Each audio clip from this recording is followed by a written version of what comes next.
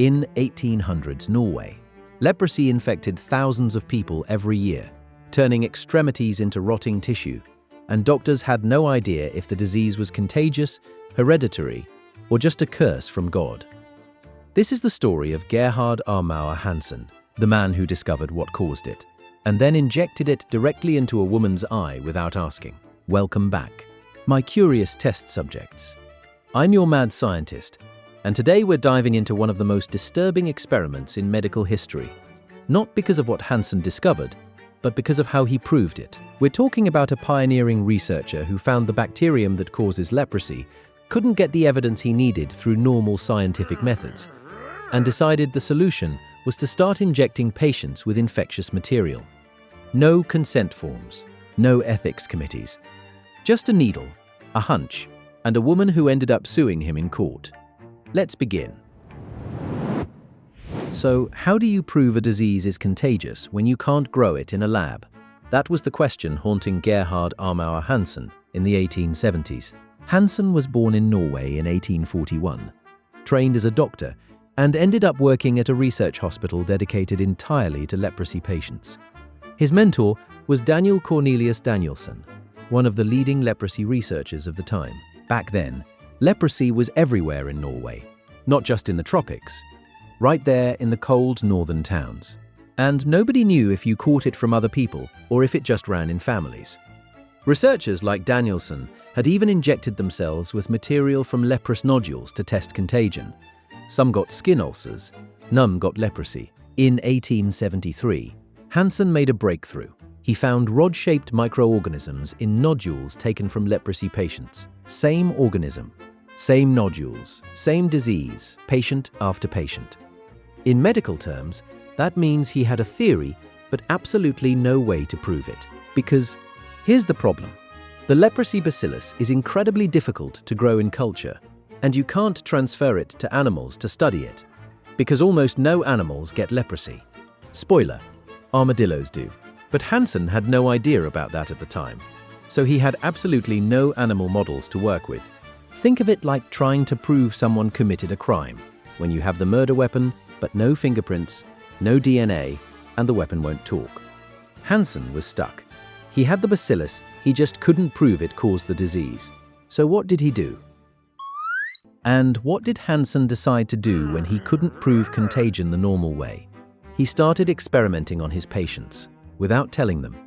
In 1879, Hansen took material from a patient with cutaneous leprosy, that's the type that primarily affects the skin with nodules, and injected it into the arm of a man who had maculoanesthetic leprosy, the type that causes patches of discolored skin and nerve damage, leading to loss of sensation. The goal? See if he could transmit one type of leprosy into someone who already had the other type. In medical terms, that means he skipped every rule in the book. The man didn't consent, Hansen just did it.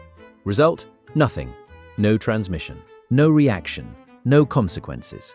So Hansen tried again. This time, he took similar infectious material and injected it directly into the eye of a female patient with maculoanesthetic leprosy. She also did not consent. Completely ethical, obviously. The result, this time, 7 weeks of inflammation and pain. It's like if a researcher today said, I can't get FDA approval, so I'll just skip the paperwork and inject people at the bus stop. Except Hansen wasn't at a bus stop. He was at a hospital with patients who trusted him. Let's keep score, my curious test subjects. First subject, a man. Injection site, the arm. Result? Nothing. Second subject, a woman.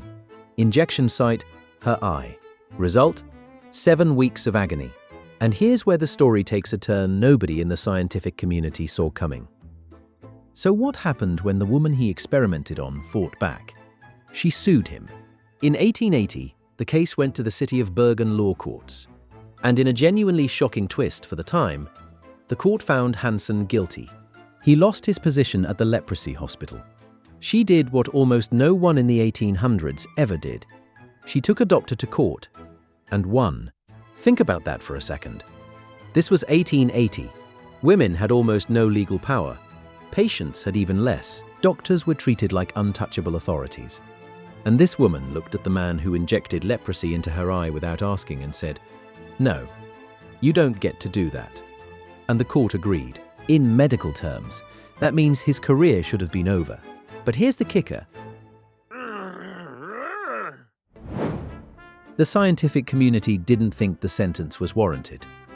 The scientific community, by the way, thought the verdict was completely unfair, because apparently discovering a bacterium gives you a free pass to ignore consent. Hansen continued his research. He kept working on leprosy, and today, the disease is literally named after him. Hansen's disease.